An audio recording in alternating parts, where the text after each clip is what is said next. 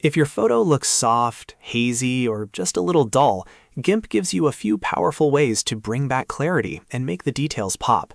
In this tutorial, I'm going to show you exactly how to improve photo clarity in GIMP using 3 simple methods: levels for better contrast and tone, high pass for clean micro contrast, and Unsharp Mask for traditional sharpening. These are beginner-friendly tools, but they can make a huge difference when used correctly. And if this video helps you, make sure to hit that like button, subscribe for more GIMP tutorials, and let's jump right in. First, we're going to start with contrast and tone, because a lot of low-clarity photos are not actually blurry, they just look flat. When the tonal range is weak, the image loses depth and everything feels soft. To fix that, go up to the top menu and click Colors, then choose Levels. This opens the Levels tool, which is one of the best places to start when you want a photo to look cleaner and more defined. Inside the Levels window, you'll see a histogram. This chart shows how the tones are spread across your image, from the darkest shadows on the left to the brightest highlights on the right. Under Input Levels, you'll also see 3 sliders.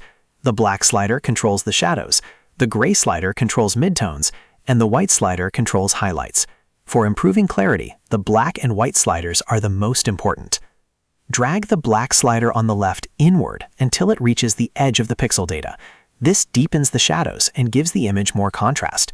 Then drag the white slider on the right inward until it reaches the bright edge of the data.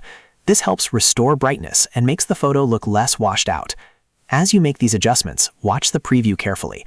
You want the image to look more crisp and balanced, not overly dark or blown out. Once the tones look better, click OK to apply the changes. Right away, you should notice that the image has more structure and more visual separation between details. This step alone can often make a soft image look much clearer. Now let's move on to the second method, which is the high pass filter. This is a great technique when you want to boost micro contrast and sharpen fine textures without making the whole image look harsh. It works especially well for edges, fabric, hair, landscape detail, and anything where you want a cleaner, more defined finish. To do this, go to the Layers panel, right-click your image layer, and choose Duplicate Layer. Duplicating the layer is important because it lets you apply sharpening non-destructively. That means you can always adjust or remove it later without damaging the original image. After duplicating the layer, make sure the new top layer is selected. Then go to Filters, choose Enhance, and click High Pass. In the High Pass dialog, you'll see a Radius or Stat Dev slider. This setting controls how much detail gets separated from the image. Adjust it slowly until the fine details start to appear on a gray background. You're looking for a balance where the important edges show clearly, but the effect is not too extreme. When it looks right, click OK. Now go back to the Layers panel and change the layer mode from Normal to Overlay or Grain Merge. This is the step that blends the sharpened detail into the original image. Overlay is often a good starting point, and Grain Merge can also work nicely depending on the photo. If the sharpening feels too strong, simply lower the opacity slider until it looks more natural. This method is very useful because it adds crispness without destroying the image. Instead of just making everything sharper, it enhances texture and edge detail in a more controlled way. Next, we'll use the classic Unsharp Mask tool. Even though the name sounds like it might blur the image, it actually does the opposite. Unsharp Mask is a traditional sharpening method that increases edge contrast and helps correct minor lens blur or soft focus. It's one of the most reliable tools in GIMP for bringing back a little extra clarity.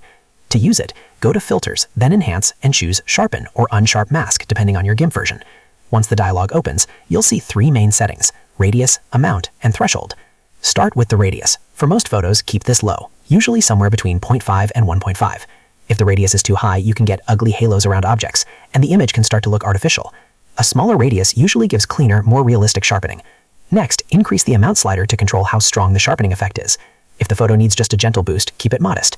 If the image is very soft, you can push it a bit more, but always check the preview so you don't overdo it. Finally, adjust the threshold. Setting it around 1 or 2 helps prevent the tool from sharpening noise or grain in smooth areas like skies, walls, or skin. This is important because too much sharpening in those areas can make the image look rough and distracting. Once the preview looks good, click OK to apply the Unsharp Mask.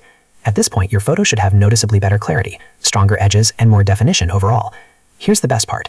These 3 methods work even better when used together. You can start with levels to fix flat tone and contrast, use high pass for detailed edge sharpening, and then apply Unsharp Mask carefully if the image still needs a final boost. The key is to make small adjustments and check the image as you go.